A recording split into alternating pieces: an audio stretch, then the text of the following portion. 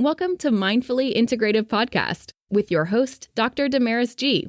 Mindfully Integrative is a podcast discussing ways toward mindfully incorporating integrative health into our lives. This podcast will have informative resources, fun topics, interviews, and discussions relatable for today with a true mindful perspective in a mind-body, holistic life approach. Hi, how are you? This is Dr. Damaris Maria Grossman, and this is the Mindfully Integrative Show. Today, we have an amazing mindful chat with Dr. Fleet Maull. He is the founder of the Heart Mind Institute. He is an author, award-winning author, and he has many things to discuss with you, and I can't wait for you guys to learn more. Thanks so much, Dr. Maull, for being on. Happy to be here. Thank you for having me. So I really want you to, obviously talk about your research, but also talk about your books and things that you have been doing. I call the integrative health space, but really a holistic whole health approach. And first, let's see, how did you kind of get into this? Before, you were in a researcher, what did you do that got you to really dive into this? Or your area of focus? Yeah, I think growing up through school, I was always interested in the mind and always kind of a spiritual seeker just in my nature. And I grew up in a Roman Catholic family in the Midwest, and the kind of family joke, kind of the semi-serious, they thought I was going to be a priest, but I didn't go in that direction. I actually became a Buddhist priest later on, but I didn't become a Catholic priest. Oh. But, I came of age in the 1960s and, kind of angry young man with a big hole in my gut, trying to fill that with all kinds of experiences and, came out of an alcoholic family. And so I just went headlong into the counterculture and all the craziness of the time. And so, I had kind of a very mixed life for a long time where I was always a spiritual seeker, but I got involved in all the drug, sex, and rock and roll and all the craziness of that era, the anti-war politics and all that. And ended up as living in as a expat, kind of just was fed up with living in the country. I was very caught up in this kind of very polarized us versus them thinking, and ended up traveling internationally, living in South America and as an expat, and fell into small time drug smuggling as a way to live outside the system, and justified that with all this us versus them thinking. And at the same time, I was continuing to be a spiritual seeker, and that eventually led me to get a master's degree at Naropa University, where I did a 3-year clinical training program in Buddhist and Western psychology and psychotherapy. And but before I could untangle all that mess, I earned my way into a 14-year federal prison sentence. In fact, at one point, how do I not have that? Was this in your bio? It should be, yeah. Oh, goodness. I apologize. I didn't. Well, this is your story. 14 years. Oh, gosh. Yeah, I was actually, at one point, I was in an isolation cell on suicide watch. I wasn't suicidal, but I guess it was the night before my sentencing. And I was facing sentencing the next day, and I could have been sentenced. I was facing a no parole sentence. This was back when they used to have parole in the federal system. They got rid of that in 1987, but I was sentenced in 1985. And I was facing a no parole sentence of anywhere from 10 years to life. And if I'd gotten a life sentence, I would still be in prison today, unless I got a presidential pardon, and that's just not happening, right? So that's what I was facing. I ended up getting 30 years, and I pretty much thought my life was over. I was 35 at the time. Paper the next day said I'd be 65 before I have any chance of release. Once I was in prison for a number of months, after going through this hellhole of a county jail experience during trial and sentencing for 7 months, and then getting sentenced, and then going to a federal prison, after getting there, it took a while, but I kind of figured out how the system worked. And fortunately, under what they call the old law, prior to 1987, when they went from parolable sentencing to determinate sentencing, so prior to that, you earned a lot of good time if you stayed out of trouble. So I figured out that if I stayed out of trouble on that 30-year no parole sentence, I would be able to be released at about 18 and a half years, but not before that. Whereas if it had been a parolable sentence, you go to the parole board starting after you've served 1/3, right? Doesn't mean they're going to let you out, but they could. But I would say I would have had to serve at least 18 and a half on that 30. I could easily served a lot more because it's really easy to get in trouble in prison. And then they start taking away chunks of that good time.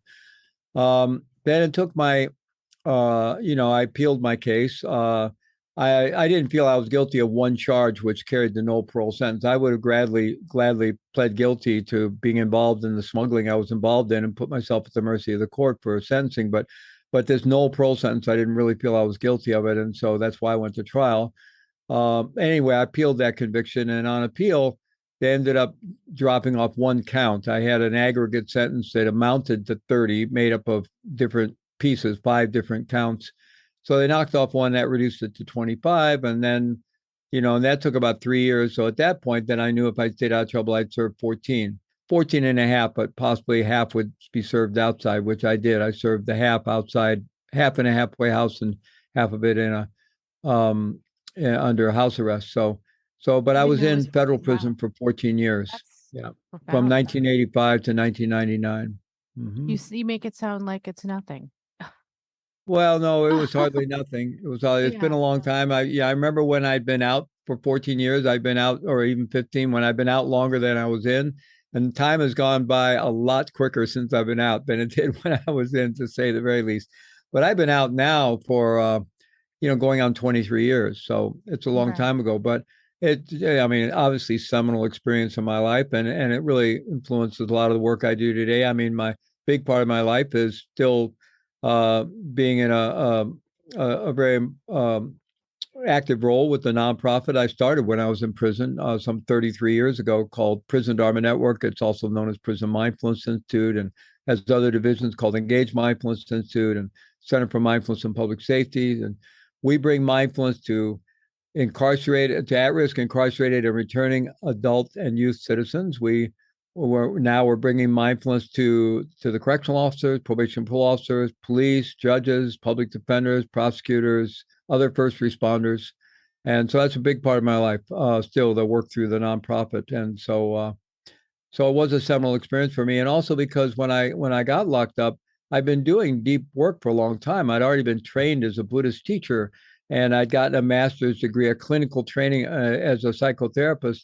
And that begs the question, well, why did I still end up in prison? Well, suffice it to say, I was doing a lot of compartmentalization, and I had a lot of shadow stuff going on. I hadn't resolved all the tangles of what I went through with my childhood and the counterculture and all the rest of it. And I knew all that, the crazy, and it had to stop. But there was a lot of cognitive dissonance around getting very deeply involved in a Buddhist path and being trained as a Buddhist teacher, and still having that shadow life going on. And when I spent a lot of my time in retreats where I was just deep in practice. But when I was outside of that, the cognitive dissonance was there. I was self-medicating around it with alcohol and drugs. So I just kind of crazy split life. And I knew it had to end, but before I managed to untangle it on my own, actually, I did kind of begin to untangle it, but others who I'd been involved with had continued. I stopped, they continued. And when they got in trouble with the law, they decided to invite me to the party. And so I ended up being indicted. But at any rate, I came in with a lot of training. And it's still a horrific experience on so many levels. I can only imagine. No worries. And at the same time, it was like my monastery time or my ashram time, because, when I got locked up, I knew the jig was up, and I really had to, focus on cleaning up my life and taking advantage of all the good I'd received in my life, even from my family of origin, and all the training I'd received, my spiritual teacher and my clinical training and my training as a Buddhist practitioner, as a teacher. And when I got locked up, my son was 9 years old at the time, and I was absolutely devastated over what I'd done to him, because I finally had to face it.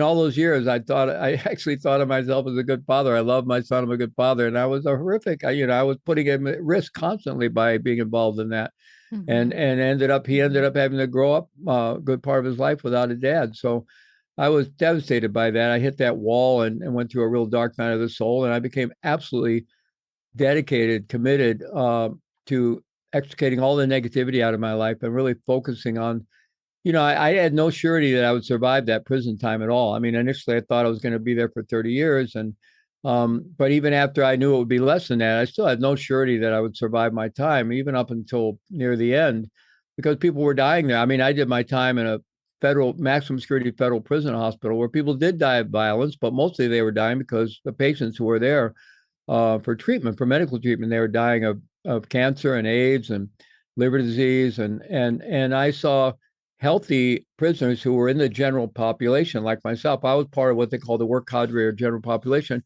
who were there to help run the place. Working in housekeeping or food service, or up in the hospital as an orderly, or in the welding shop, whatever. I ended up teaching school for 14 years because I had an education. So my 9 to 5 job, Monday through Friday, for 14 years was helping other prisoners learn to read, or earn their GED, or study for correspondent college courses. Also taught English, ESL classes, things like that. That was my day job. Um, so uh, I just became radically dedicated to leave a better legacy for my son than just, his dad went to prison, or even his dad died in prison. Mm-hmm. I was just really trying, how can I show up here and serve? And I'd received so much from my teachers, and here I was thrown into this kind of hell realm where there was so much suffering. I mean, I'll never forget the first day I arrived at that federal prison after being in this really hellhole of a county jail, just complete chaos for 7 months where I could barely sleep, but I was still practicing meditation intensively, and living with the nightmares of what prison was going to be like. And I'd seen too many prison movies and hearing all the war stories from my fellow prisoners in a county jail, having nightmares of being raped and things like that. Just a lot. I got to the federal prison, and on the one hand, it was a big relief because it was a huge place. You could walk around. There was a yard you could go out and walk on. There was a workout, area. There were 10 buildings all connected by these half below ground, half above ground tunnels. So they had like windows with light, but you didn't ever have to go outside if you didn't want to. You could connect all the different buildings. And so it was a relief to be out of that county jail and into this place.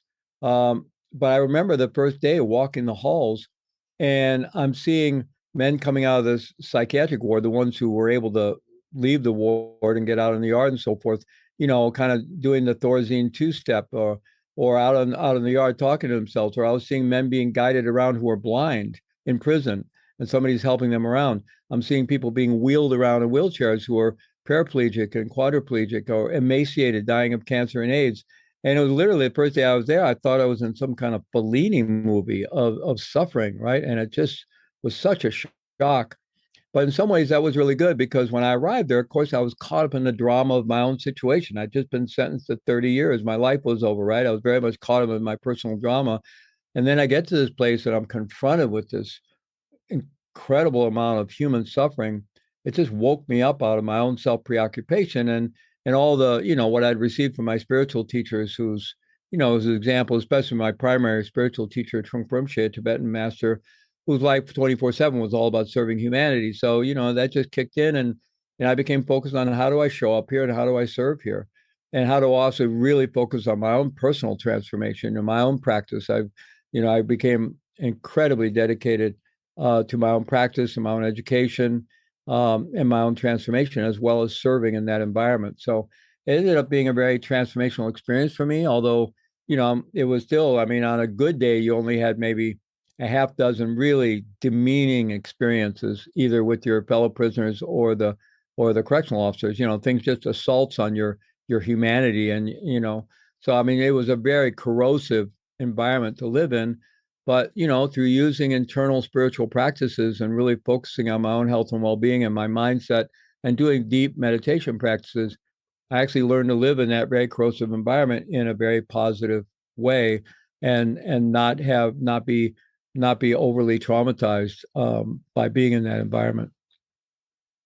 I knew there was a history, but I didn't realize it was 14 years. And the way that you talk about suffering, think about, from my teachings and from my, general experience. And I think suffering, you have it to the utmost, and to come out on the other end of this story, and saying you wanted to change and make other people's lives better, and that you're teaching during your sentence.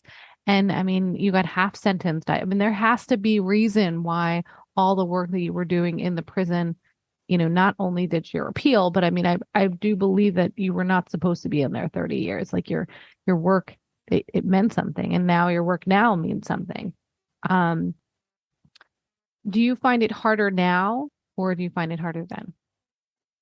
Find what harder? Life? Yeah, your life. I mean, this, like the word suffering as you used back then must have been, now the word suffering for you is it if you could get through that, I feel like anything is possible.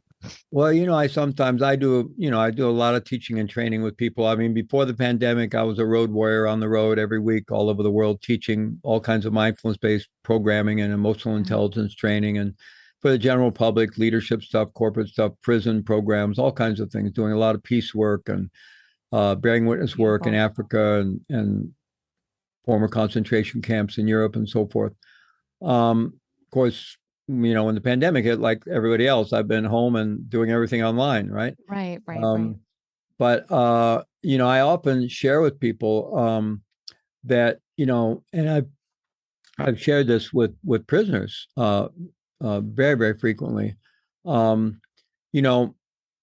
really important to do all this inner work so that, you can get to a place of being okay, healing our own trauma, developing greater well-being and resilience so we can live our lives from a place of well-being and resilience rather from a really traumatized place, to do the work to really get in the driver's seat of our own life rather than living in just this kind of mechanical reactive state in the interface of our childhood conditioning that we had nothing to say about, and then the circumstances that surround us as adults, right?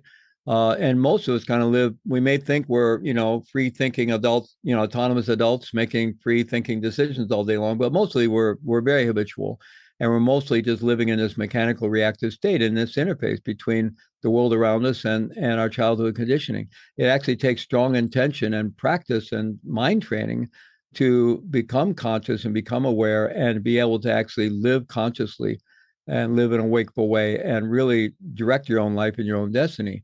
And I said, but even when you do all that work, that doesn't mean suffering is, you're not going to continue to suffer. In fact, in some ways, the more prepared we become to take on life's challenges, it seems in some way life gives us even greater challenges. And we get called into serving.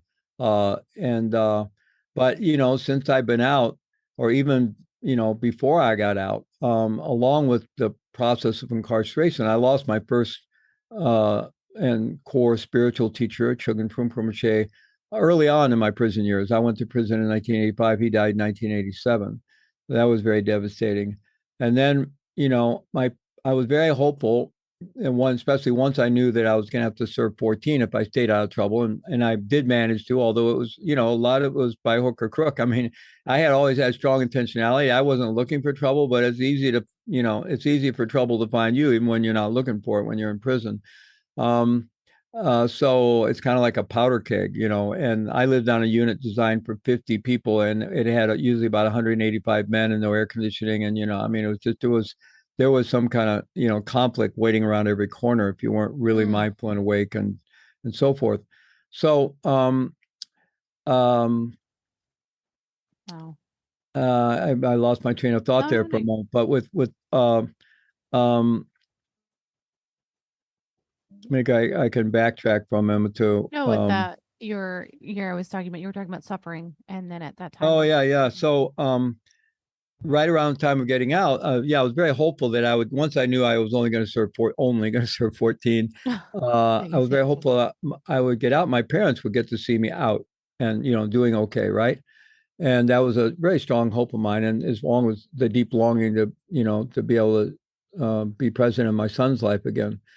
And my dad ended up dying 5 months before I got out. And my mom ended up dying 5 months after I got out. And so that was devastating, obviously. The woman who'd been my kind of off and on girlfriend before I went to, I separated from my son's mother many, many years earlier, long before I went to prison. But a woman who had been my kind of on and off, again, girlfriend before I went to prison. I wasn't a very good boyfriend in that area. But nonetheless, we remained good friends. She was smart enough to go on with her life, and I wanted her to go on with her life, but we became really good friends and stayed in touch. She would come to visit me every couple of years. We stayed in touch by correspondence. And when I got out, we were actually considering whether to try to get back together. She was living in Canada. She had moved to Canada to had a landed immigrant there. Her daughter was there. She had a great job there. I couldn't leave Colorado, where I returned to out of prison. So, we're trying to figure that out. And just a year after I got out, she died of cancer. Oh.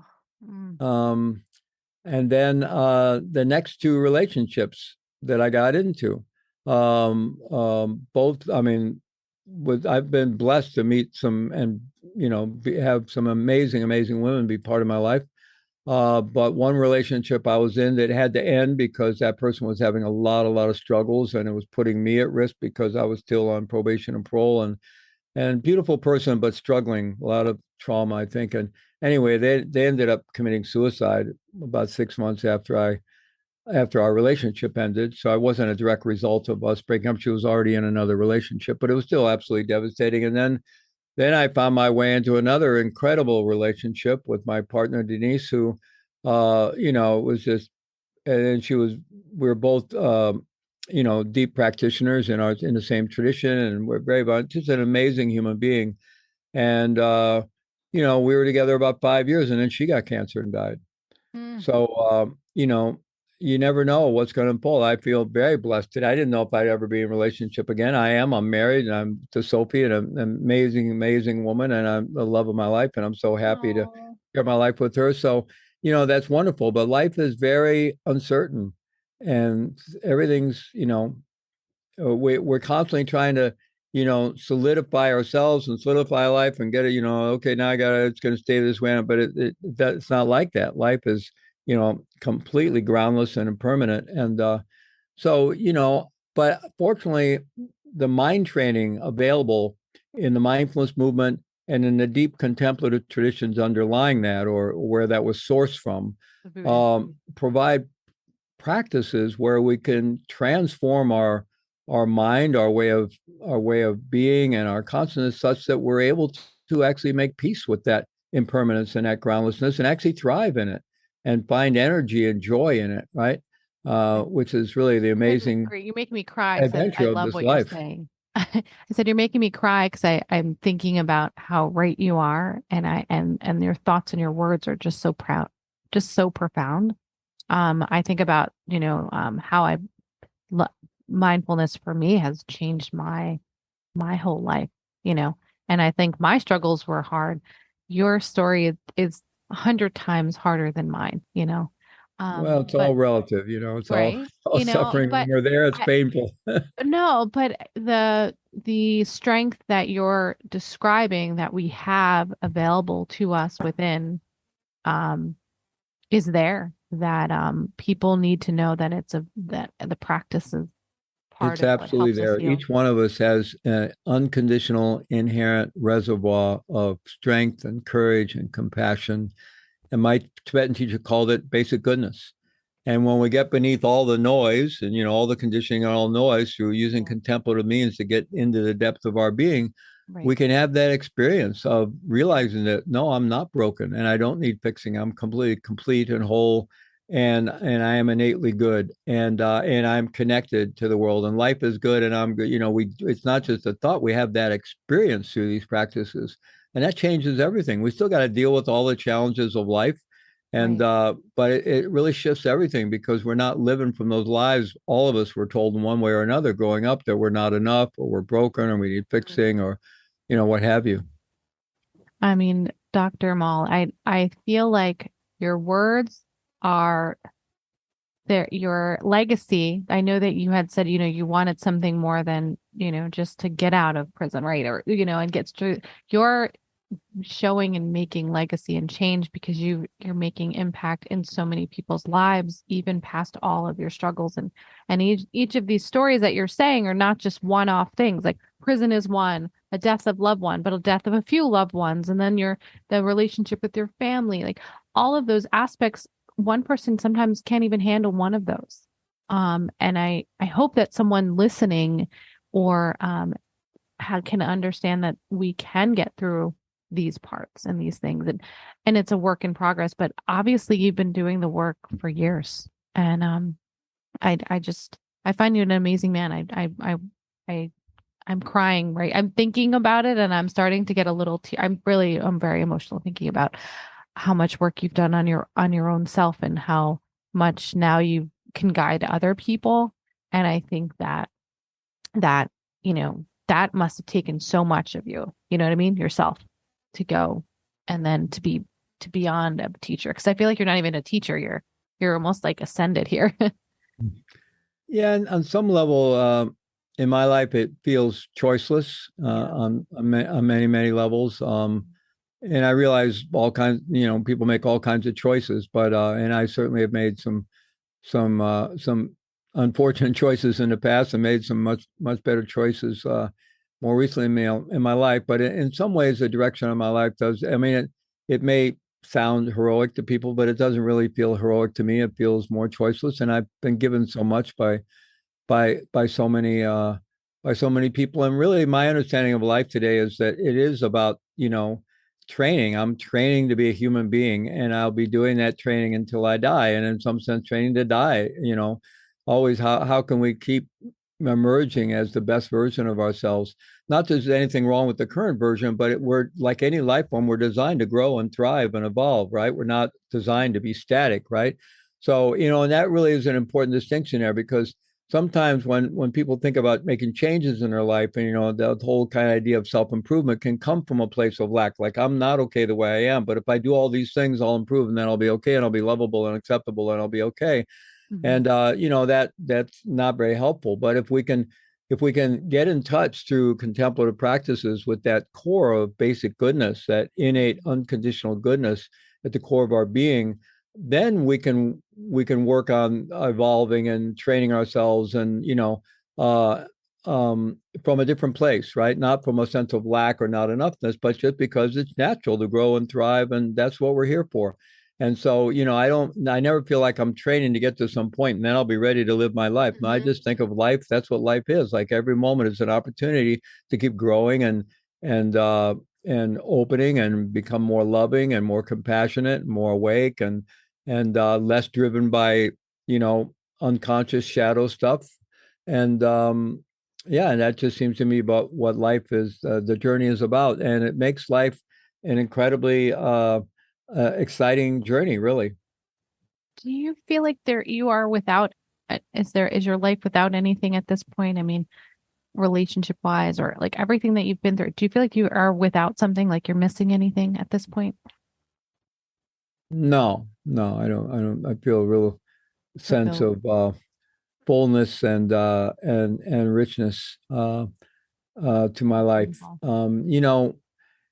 Through mindfulness practice, and then going deeper into some of the contemplative traditions.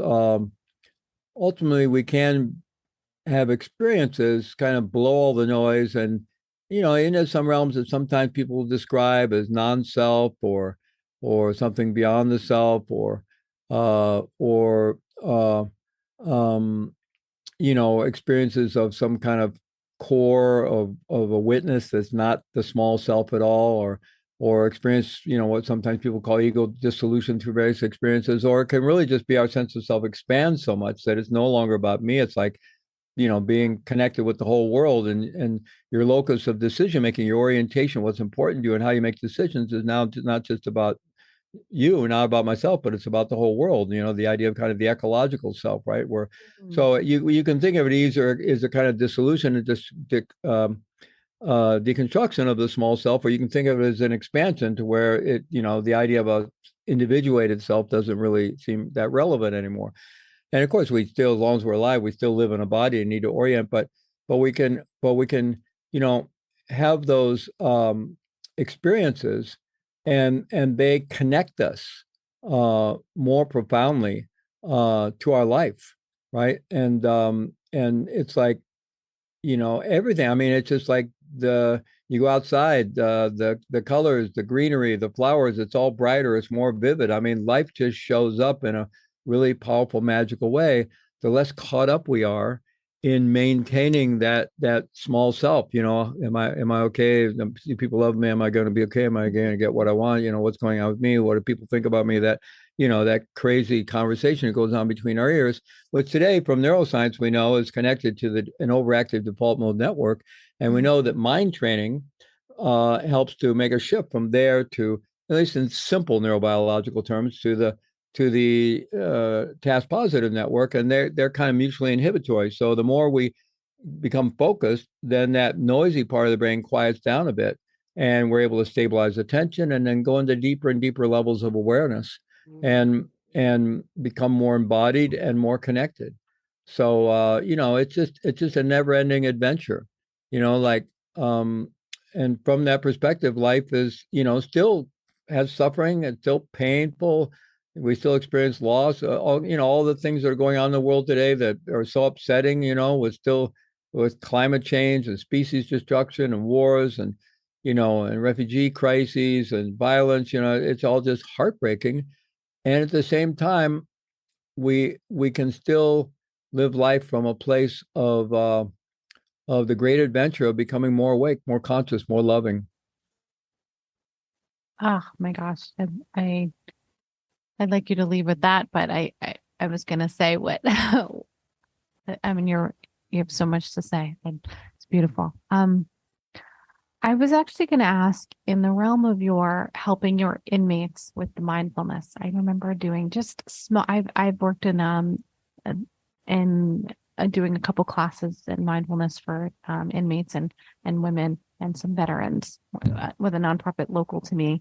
And I'm thinking about the work that you do with that has probably been so profound and just so helpful for them because you were able to get past your suffering, but also learned through your teachings, and then to bring that teachings to others, just basic mindfulness. It's not even basic. The word basic isn't the right word, but did you find that to be, because this is a nonprofit that you also have? Is that the Heart Mind Institute, or is that? No, the Heart Mind Institute is actually a for-profit company. That's right. I do all my online seminars, and a big part of my life today. I have kind of these two parts of my life. I have a little nonprofit work, which is the whole prison work, criminal justice, public safety work. And then I have the for-profit part of my life where I do consulting, and I'm a seminar leader and training. And mostly what we're doing there is online courses. I have a lot of online courses. That's at heartmind.co. And I do a lot of online summits. We do these big summits that are free. So we're reaching tens of thousands of people, and we cover the cost by offering people can have lifetime access to the recordings of the videos and so forth. So it works out. But we're able to do these amazing events. We're doing about 6 a year now. And our biggest one so far, I think, reached 65,000 people, and the smaller ones reached 30,000. And we have one coming up in October that I'm very involved with right now on this emerging field of psychedelic assisted therapy, which is offering so much promise to so many people, right? You're talking about the potential for healing is just amazing, right? So it's a really rich part of my life where I get to interview all these amazing people, and so that's a very rich part of my life, but also still being involved very much in the prison work. I mean, I still go into prisons, and, the prisons were all shut down to outside volunteers and contractors during the pandemic. They're just starting to open up again. But I will go back into prisons, and I will work with our fellow incarcerated citizens. But a lot of my work today is actually working with correctional officers, probation and parole officers. I literally spend a lot of time in person and online training them in a model we have called mindfulness-based wellness and resiliency, because that's a highly traumatized population, because they're continually faced with poor, insufficiently managed chronic stress, both primary and secondary trauma exposure, and actually there's research showing that the average life expectancy for a correctional officer who works in secure facilities for more than 20 years is like 58 years, 2 decades less than the general population. And they're dying of all the chronic stress related ailments, as well as suicidality. And so there's a lot of trauma in that world. And we have our correctional facilities where you have the prisoners and the incarcerated folks, and you have the staff, and they're just continually re-traumatizing each other. Right. So So, it's like a teaching, you have, if they're going to be there, you're teaching these correctional officers to have more compassion for these inmates. Yeah, well, we don't really teach. We don't teach that to them. No, not compassion. We just. Well, I would love to, but it wouldn't be well received. But no, we're teaching them how to take good care of themselves and how to develop self-compassion, because we know if they become mindfulness practitioners and have more compassion for themselves, they're inevitably going to become more compassionate with other human beings. Right? I think in turn, that's where I was coming from. I say compassion, but yes, you're right. You're teaching them their inner work. But it's important for people to realize that everybody who ends up in prison, and there are some people in prison that have done absolutely horrific, heinous things, but the vast majority of people in prison have not done those really horrific, heinous things. But even the ones who have, they just acted out of their own suffering. I mean, only, hurt people hurt people. And, and the more heinous the things they did, I'll guarantee you'll find more heinous damage in their own childhood, really serious childhood abuse. But actually, the amount of prison, if you looked at the whole prison population, the percentage who experience either physical, emotional, or sexual abuse as children is off the charts. I mean, it would probably be 70%, and so people are kind of programmed by their childhood trauma and suffering to end up in our criminal justice system.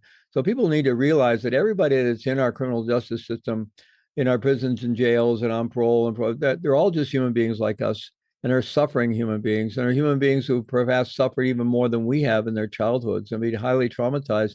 And sure, they have to be held accountable, but demonizing them and thinking we can throw them away not only doesn't work, because they're all going to come back out. That 97% of prisoners will be released someday. But they're human beings just like us. And when I go into prisons, I want them to get two things. I want them to get, and they do, because it's who I am and how I genuinely feel and see the world. I want them to get that I realize that for the most part, they've been victimized by their own lives. They've suffered tremendous trauma. The criminal justice system is very unjust. Whether by intent or default, it ends up being very racist in its sentencing disparities and so forth, and prosecution disparities. And so, I want them to I get that they are the victims of tremendous injustices from their childhood all the way through into the criminal justice system. I really want them to get that, and that I find it heartbreaking to see my fellow human beings in that situation. The other thing that I want them to also get is the only person who can turn that around is them. That their future destiny is going to be determined by one and one only thing: the decisions they're making today and the decisions they're making tomorrow. And, so sitting around and stewing around how badly you've been victimized, is very reasonable, but it isn't going to take you anywhere. And I'm not saying people should deny. I think we need to have a lot of self-compassion and acknowledge the pain and the ways we've been victimized by things. But then we don't want to be stuck there and develop that mindset. We want to say, okay, I got dealt a really tough, hand in this card game. I got really dealt some really tough circumstances. Okay, what am I going to do with that? Am I going to let that take me down? Or am I going to find some way to own that and focus on training myself to get out of prison and do some good in the world when I get out there? And if I want to change the system and overcome a lot of the injustice, well, I'm going to do that much more so as a trained, awake person who has my own act together than as, someone with a victim mindset who's just, still flailing around as an expression of my trauma, right? We have to do the work. And, who knows why some of us in life experience heartbreakingly the disparities. I mean, all human beings suffer, right? It's no small thing being a human being, but the disparities of the amount of suffering, and especially childhood trauma and so forth, that people experience around where they're born, the color of their skin, their sexuality, their gender, all kinds of things. It's heartbreaking, those disparities. And, we all get dealt what we got dealt, and it's not. And I firmly believe we all need to aspire to really change that landscape. So, fewer and fewer people are getting, really that really unfair level of injustice and trauma and all that.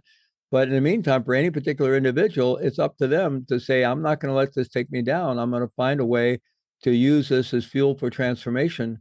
and go forward in my life. And of course, there's countless examples of human beings who've been able to do that from the worst circumstances you could possibly imagine. And it may seem heroic, but in some ways, life is the hero's journey, right?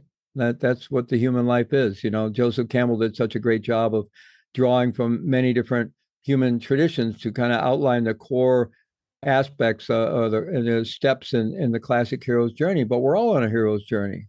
That's what life is. I think your transformational words and the ripple effect and the thoughts that you are conveying are so important for those that one person may hear this conversation and think that their suffering is bad or that they can't get past whatever is going through for their bad day or their bad event. And that there is hope beyond where they're at. I think it's so necessary. And I'm so glad for you being on it. I really appreciate your time and your wealth of knowledge and all of your words. They're so deeply appreciated. Well, thank you very much for having me. And I'm really happy to have the opportunity, humbled to have the opportunity to connect with your audience. And I hope I may have shared whatever I've shared. I hope it can be of benefit to someone. It definitely is. And I think there's so much more to be said and a pause for you. I feel like I need like a big pause, but how can those reach you and how can they get a hold of you, Dr. Maull? Sure. Well, the easiest place to begin is with my basic website, which is fleetmaull.com. And from there, you can find your way to a lot of the other things I do. But we mentioned Heart Mind Institute. That's heartmind.co. And people want to find out about my Radical Responsibility book. That's radicalresponsibilitybook.com. And then if people are interested in the prison work that I do, prisonmindfulness.org is all the work that we do with incarcerated youth and adults. And then we train mindfulness teachers through the Engage Mindfulness Institute. That's engagemindfulness.org. And the work we do with corrections and other professionals and other public safety professionals is mindfulpublicsafety.org. So there's those three websites. There's so much. And, I'm going to have all of this in the show notes, but your work is expansive. I don't even think there's enough that I can say about what you're doing. And I can see your giving is like infinity, it's endless. Well, it keeps me out of trouble. Whatever that is okay. And I think it's like quite profound how you've been able to see your flaws and your stuff and then say, okay, how do we work through that? How do we get beyond? So thank you so much, really, for your time. Thank you. Well, thank you. Thank you very much, Damaris. And I thank you guys for listening and for watching. And of course, as I say each day, make sure you have a mindful way. Thanks again and have a blessed day. Thank you for listening to the Mindfully Integrative Show with Dr. Damaris Maria Grossman, family nurse practitioner. This podcast is for informational and educational purposes only and is not the substitute for professional medical advice, diagnose, or treat. Always consult your healthcare provider before making changes to your healthcare routine. Make sure to subscribe so you don't miss an episode. If you enjoyed our show, please support us by leaving a mindful review on Apple Podcasts or your favorite streaming platform. Interested in being a guest or more information? Email us at info@mindfullyintegrative.com. For resources mentioned in the show, visit our website at www.mindfullyintegrative.com. You can also connect mindfully with Dr. Damaris on her social media links found on the site. May your strength and peace guide you to find a mindful way every day. Namaste.